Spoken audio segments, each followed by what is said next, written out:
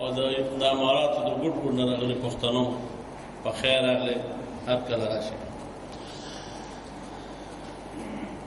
ټایم به مشرانو ته ورکوو د هغې خبرې وکړي موږ تاسو روزانه میلاویږو دا خبرې موږ کوو. زه به دومره راته ووایم چې په ډېر مختصر وخت کې موږ ملګرو دا ډیمانډ وکړو چې چیف منسټر صاحب موږ ته کله نه دی راغلی. نو موږ ته کله مشر ته وینا وکړه د شپې دلته همدې ځای کې پروګرام و. ما ورسره د شپې خبره وکړه ما خیال کې په نیمه ګنټه کې نه ما ته خان کنفرم کړه چې بھئی موږ دواړه به درځو په دې تاریخ باندې.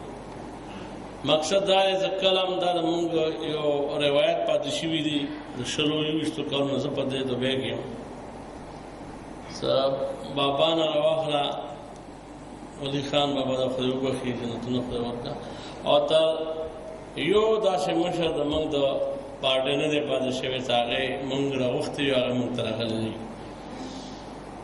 نو زه به دومره راته ووایم چې نن د چا ورځ منځلې کېږي د مشر بابا فخر افغان بچا خان او د موږ رهبر بابا خان عبدالولي خان دا دواړه خدای بخلي د هغې نن څه کومه موږ ته یو اساسه پرېښې وه زه یو خبره بس په دې ختموم چې هغې کوم ارمانو کوم شي دپاره خدای خدمتګار د هغه ملګرو بیا نیک و د هغه ملګرو د ولي خان بابا په مشرۍ کې تر اخره پورې هغې کوم ارمانو چې یو د موږ ته د صوبې نوم او یو صوبې خودمختاري. نو زه دا وایم چې ما دا خپل ایمان دی چې هغه شی چې کوم نن موږ ته د اسفندیار خان په مشرۍ کې خدای راکړه نو ما خپل دا ایمان دی چې کوم سړی په خپل نیت په خپل میشن کې د پلار په نیکه پلار او د نیکه په قدم باندې د هغه په میشن باندې د هغه په هغه باندې تسلسل سره یقین وساتي او تر اخره پورې په ودرېږي نو الله تعالی پکې هغې کې کامیابي ورکوي. دا کامیابي که نه اسفندیار خان په قسمت کې وه زما دا ایمان دی چې چونکې ته د باچا خان او د ولي خان تحریک سره په ایماندارۍ او خلوص سره په همغه ځای کلک ولاړ دی ځکه دا ګټه نن موږ ته خدای راکوي. همدارنګې حیدر خان ناست دی زه به دومره ووایم مخامخ صفت خوند نه کوي خو تاسو ټولو ته دا پته ده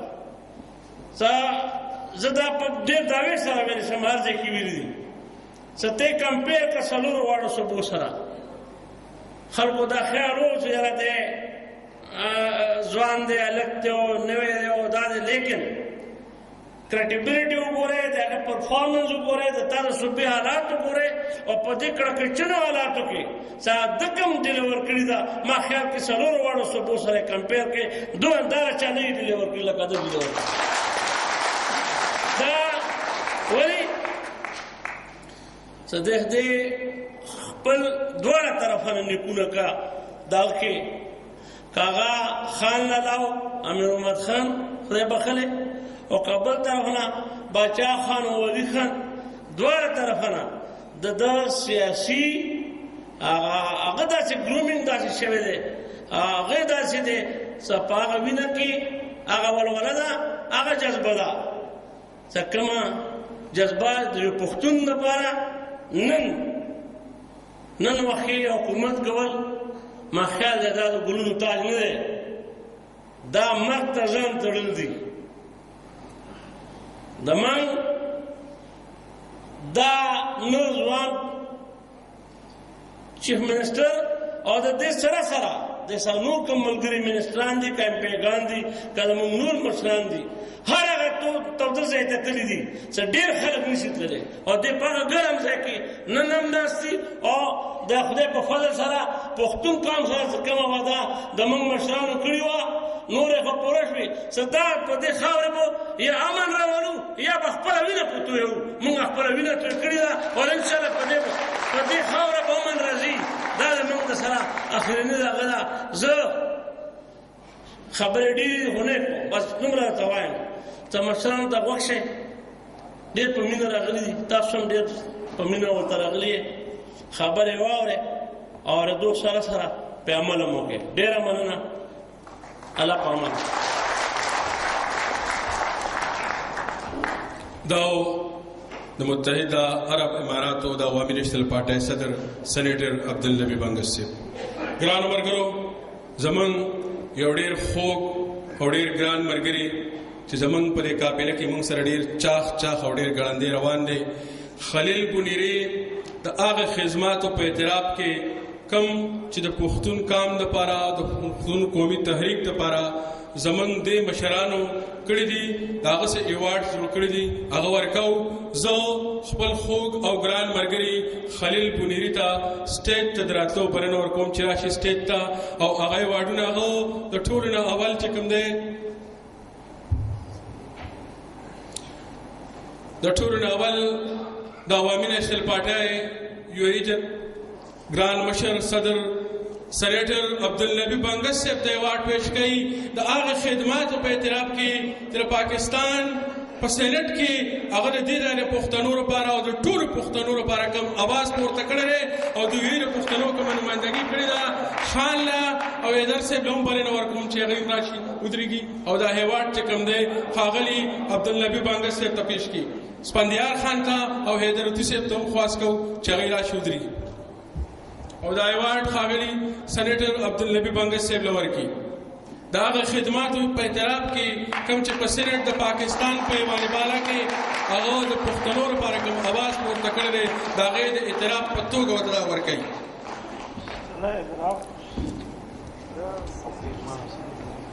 بل ایوارډ د خیبر پښتونخوا مشر وزیر زموږ خوږ او ګران مشر میر حیدر خان هوتي صاحب له د هغه د خدماتو په اعتراف کې چې کوم په نره باندې هغه د پښتنو دپاره که لاهور دی که اسلام آباد دی او که کراچۍ ده د پښتنو مقدمه په کوم انداز کې پیش کړې ده. په ټوله پښتونخوا کې نن وګورئ په روډونو په هسپتالونو په کالجونو باندې د پښتنو اتلانو نومونه ولیکل. پښتو ژبه یې تر 12مه پورې لازمي کړه. دا یو ډېر لوی اعزاز دی. همدا بختور سړی دی صوبې وزیر اعلی چې موږ د شپېتو کالو سیاسي او جمهوري جدوجہد نه پس د خپلې سیمې له نوم وګټه. د دې نه پس موږ د پښتنو د قافلې سرلښکر خپل خوږ او ګران مشر ښاغلی خلیل بونیری د هغې خدماتو په اعتراف کې د ده په مشرۍ کې را دومره کامیابي موږ حاصله کړې ده په دې تېر 3 کاله کې.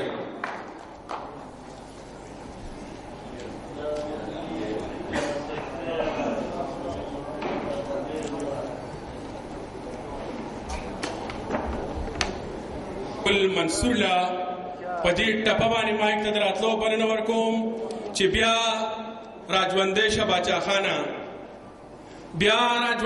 باچاخانه چې د خوارانو په سر راکاږي لاسونه په دې ټپه باندې خپل ملګري محمد ګل منصور له بلنه ورکوم چې راشي او تاسو په خپل کلام باندې ونمانځئ.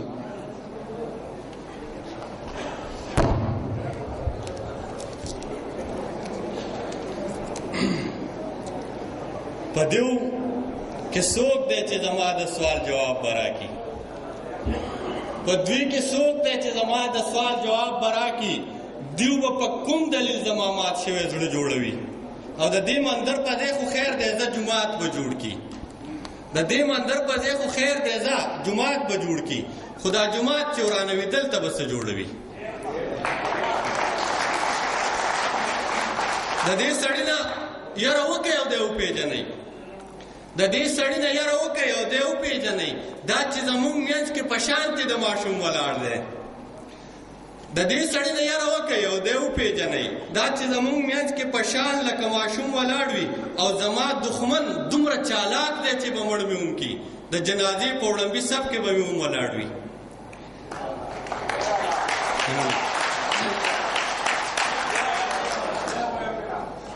د دې سړي نه یاره وکئ او دی وپېژنئ. دا چې زموږ منځ کې په شان لکه ماشوم ولاړ وي او زما دښمن دومره چالاک دی چې به مړ مې هم کړي.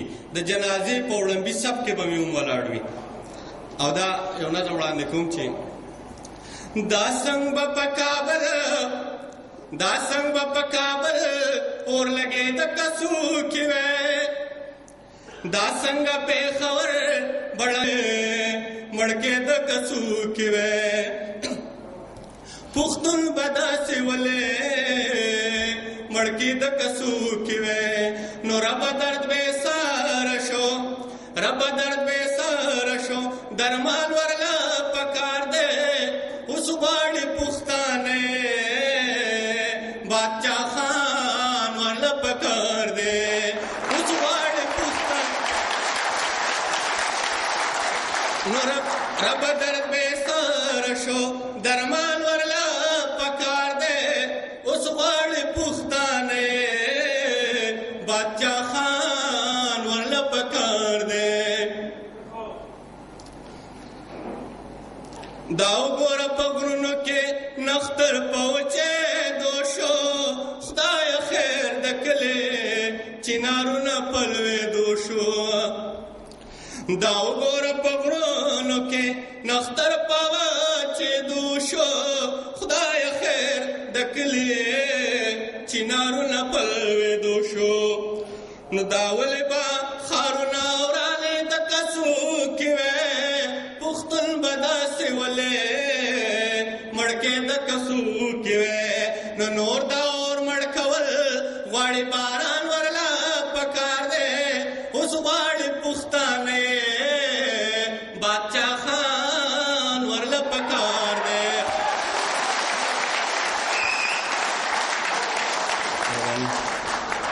न हम स्ता पमिन पोहा हम जमा पमिन पोहा दगल पमिना पोहा दबौरा पमिना पोहा न हम स्ता पमिना पोहा हम जमा पमिना पोहा दगल पमिना पोहा दबौरा पमिना पोहा नुस्परले बदा से वले स्तने दकसू किवे पुख्तुन बदा से वले मड़के दकसू किवे न पुख्तुन बदा से वले मड़के द कसो किवे न हम हाग द गोलनो कदरदान वरला पकार दे उस वाली पुख्ताने बादशाह खान वरला पकार दे उस वाली पुख्ताने बादशाह खान वरला पकार दे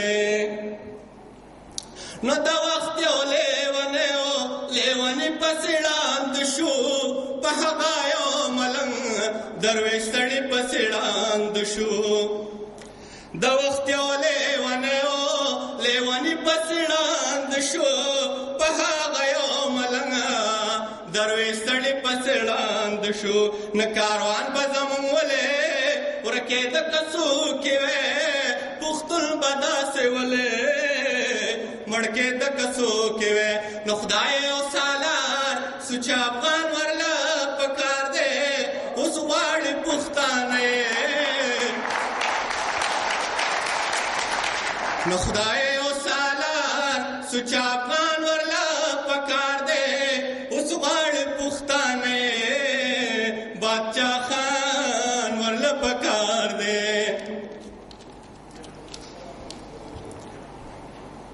नजमंग सरबा खलको दुश्मने वाले कवला मनसुरा मंग बदुमरा बेखंदी वाले कवला नो मनसुरा मंग बदुमरा बेखंदी वाले कवला जानान जानान जानान बपखेमो के जिंदगी वाले कवला नो दावले बैसर सर तोरे द कसू किवे पुख्तुन बदा से वले मड़के द कसू किवे नो सादर वरला पकार दे औ पेजवान वरला पकार दे उस वाड़ी पुख्ताने बादशाह खान वरला पकार दे उस वाड़ी पुख्ताने मुदा संग पकावल और लगे द कसो किवे दावले पे खबर बड़ंगे द कसू किवे पुख्तुन बदा से वले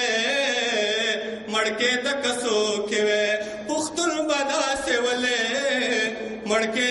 څوک وې. ډېره مننه.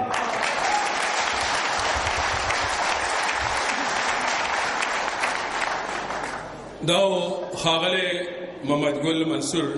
د محمد ګل منصور نه پس خپل خوږ او ګران ملګري ښاغلي ممتاز ورکزی له په دې شعرونو باندې مایک ته د راتلو بلنه ورکوم چې څوک د جلوس، څوک د جلسې، څوک د غزا شهیدان، څوک د جلوس، څوک د جلسې، څوک د غزا شهیدان، مونږ بې هنره پښتنو سره بلا شهیدان.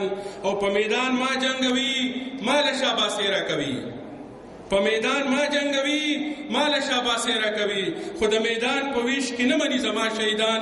په دې شعرونو باندې خپل خوږ او ګران ملګري ممتاز ورکزی له بلنه ورکوم چې راشي او خپل نظم واوروي. ډېر ښه شاعر دی، غوږ ورته کېږدئ. ډېر ښه او ډېر زړه پورې نظم لیکي.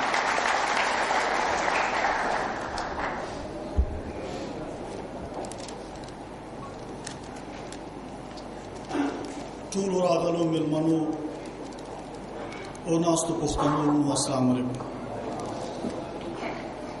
په باچا خان باندې لیک ډېر ګران کار دی، خو زما دا لیک دی په دې کنټکسټ کې وکتلی شي چې دا په یو نابغه باندې د شاعرۍ د الف ب زده کوونکي شاعر نظم دی. زما د نظم عنوان دی فخر افغان. څوک چې لامن، څوک چې کرکه له انسانه کوي، څوک چې لامن، څوک چې کرکه له انسانه کوي، ستا د لویۍ نه با انکار فخر افغانه کوي.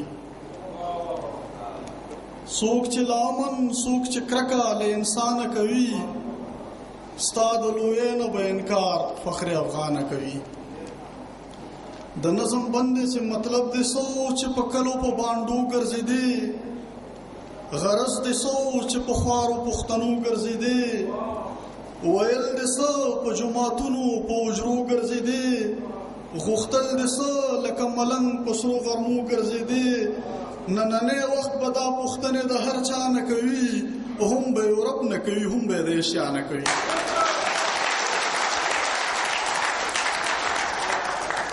مهرباني. د نظم بل بندې چې کروندګر دې ویښول چې ځمکې پام وغوښتو، کروندګر دې ویښول چې ځمکې پام وغوښتو، دا کسبګر دې باسول ژوند نوی ګام وغوښتو، تا قلمونه ویشول چې وخت کلام وغوښتو، او تا مکتبونه جوړول چې نور لام وغوښتو، تا مکتبونه جوړول چې نور لام وغوښتو، سرغړونه به د څوک له دې احسانه کوي، او داسې ناولی کار به کوم یو بې ایمانه کوي.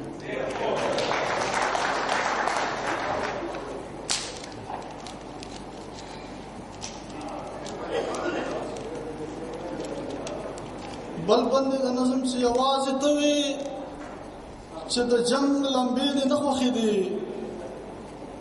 یوازې ته وي چې د جنګ لمبې دې نه خوښې دي، د جهالت د دغه ننګ لمبې دې نه خوښې دي، چې د ایشیا مخکړي بدرنګ لمبې دې نه خوښې دي، خپلو ککړې په تهمت رنګ لمبې دې نه خوښې دي، خو اوس به یا تقلید د ستا عظیمه خانه کوي، یا به دا ټول انسانان کډه د دنیا نه کوي. او بل بندې د نظم لاړې په لر او بر دې پرېښودو د فکر سورې، لاړې په لر او بر دې پرېښودو د فکر سورې، په دغه سمه غر دې پرېښودو د فکر سورې، د جبرائیل وزر دې پرېښودو د فکر سورې، د پښتنو په سر دې پرېښودو د فکر سورې، د پښتنو په سر دې پرېښودو د فکر سورې، پښتون چې دا سورې پرېږدي ډېره به ورانه کوي، بیا که هر کار کوي سره به یې د تاوانه کوي.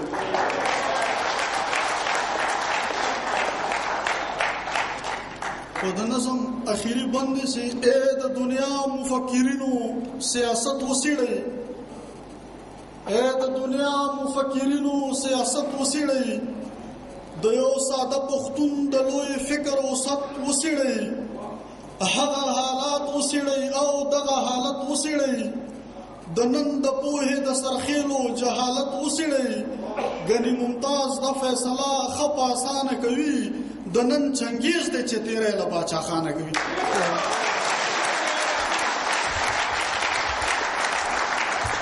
ډېر ښه منتر ډېر دا ښاغلی منتاز ورکزی صاحب چې ډېر زړه راښکونکی نظم یې تاسو ته واورو. د منتاز ورکزی صاحب نه پس دا لین نه زمونږ یو ملګری راغلی دی، هغه زمونږ په دې پښتنه قافله کې د شمیلودي اعلان کوي. ښاغلي ممپادلي له بلنه ورکوم چې راشي او په عوامي نشتلګون کې د خپل شمولیت اعلان وکړي. ښاغلی ممپادلي.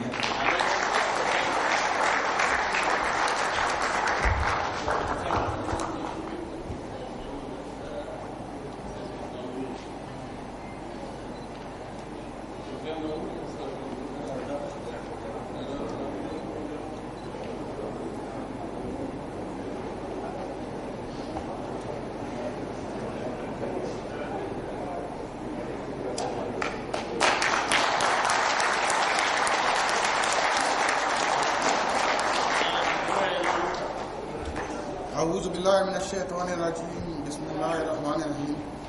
زه خپل طرف نه د خپل برادري طرف نه او خپل علاقې مشرانو طرف نه اغلی جناب اسفندیار ولی خان اور امیر حیدر خان هوتی صاحب خان طرف نه ټولو ته سلام پیش کوم.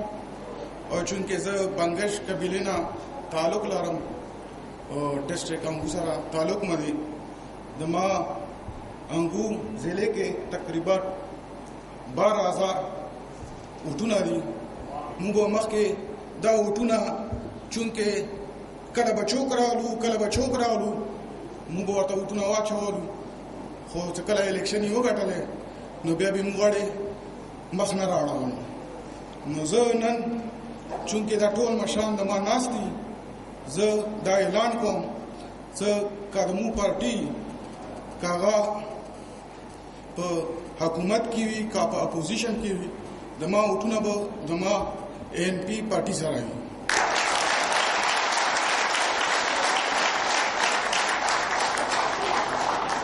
اور بیا زه خپل مشرانو ته دا درخواست کوم چې دا کوم کینډیډیټ الیکشن ته وداري چې کومې علاقې نه وي خو چې کله جوړ شي نو بیا چونکې د اسلام آباد او د پیښور رخ نه کوي او خپل علاقې کې هغه پاتې کېږي او نن سبا حالات کې چې کله د طالبانو او د نورو ظالمانو حکومت دی نو د خپل پښتانه سکون دي دغه په اسره باندې ما پرېږدي او پښتنو سره ودري او غسره مقابله وکړي.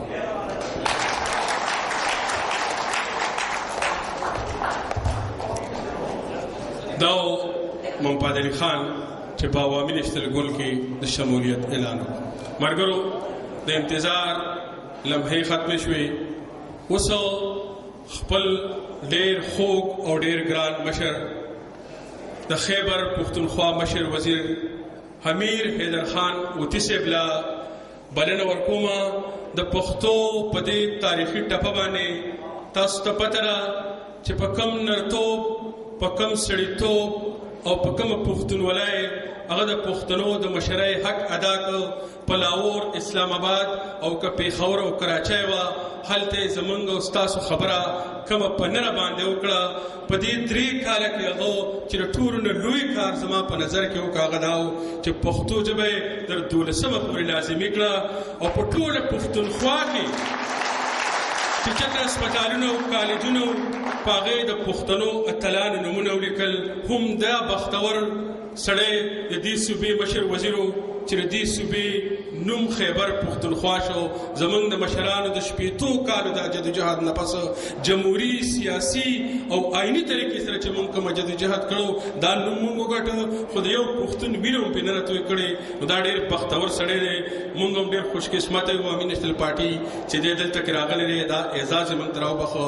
زوله د پښتو په دې تاریخي ټپه باندې مایک ته د راتلو بلنه ورکوم چې خدای دې ژوندی لره جانانه خدای دې ژوندی لره جانانه زلی ونی ټوپونه ستا سره له وهم. امیر حیدر خان هوتي صاحب له بلنه ورکوم چې راشي او خپل تقریر وکړي. امیر حیدر خان هوتي صاحب.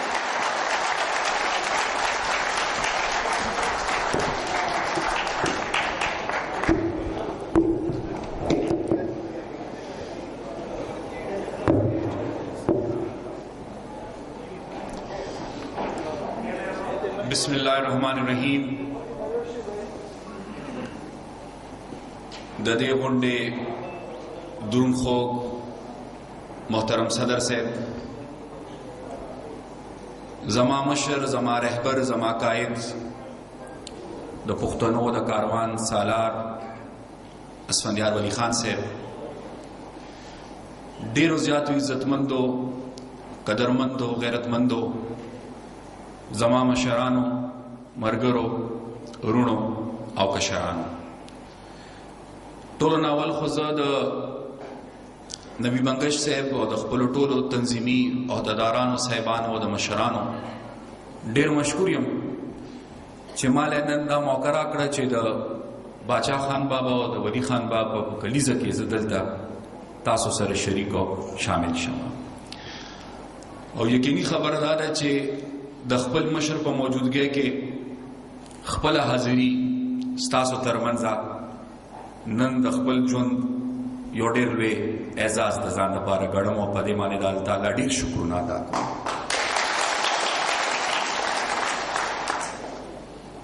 ما نن وړاندې دلته کې زما مرګرو زما شکریا ادا کړه چې موږ مشکور یو چې زمونږ دا خواهش و چې دې دلته راشي او دې دلته نن راغی.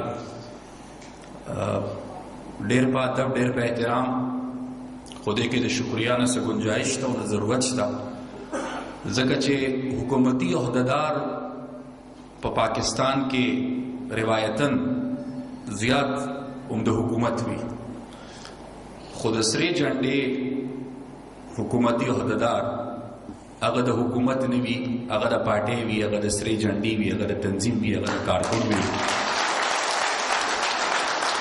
او زما خپل ذاتی حیثیت دومره نشته چې ما سره 2 کسان په لار روان پاتې شي.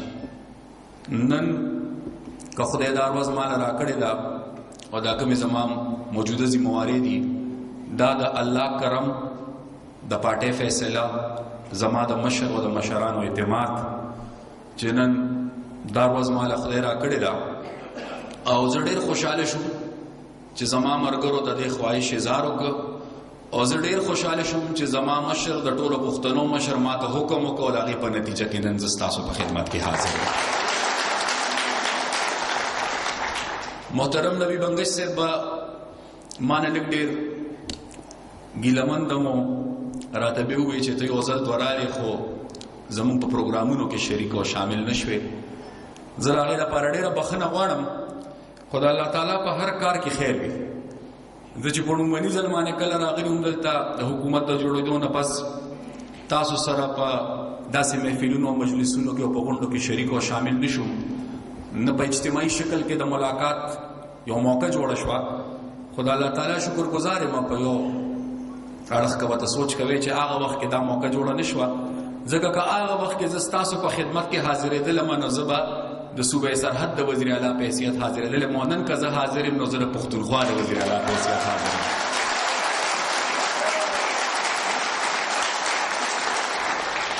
یم. زه تفصیلي خبره قطعا نه کول غواړم، ځکه چې مشر ناست دی او چې مشر موجود دی نو ظاهره خبر دا ده چې ستاسو هم خواهش بدایي او د حالات او د وخت تقاضا دا ده چې مشر ته موقع میلاو شي چې هغه په موجوده حالات او په واقعاتو تفصیلي خبرو کی خپل ورونو، خپل مرګرو، خپل مشرانو، خپل کشرانو سره. خو مختصراً به دومره ویم چې دلته په پاکستان کې بعضې سیاسي خلک چې پوهېږي نه او بعضې سیاسي خلک چې ښه پوهېږي خو ځان نه پوهول غواړي. د هغې د رای او د هغې د سوچ او د هغې د نظریې قدر او احترام په موږ فرض دی. خو بعضې اعتراض دا کېږي چې نن عوامي نیشنل پارټي په حکومت کې راله نو عوامي نیشنل پارټۍ نه خپل سیاست هېر شو، عوامي نیشنل پارټۍ د خپلو مشرانو لار پرېښوده. مختصراً ټولو کې اول شکر الحمدلله چې نن د اسفندیار خان په مشرۍ کې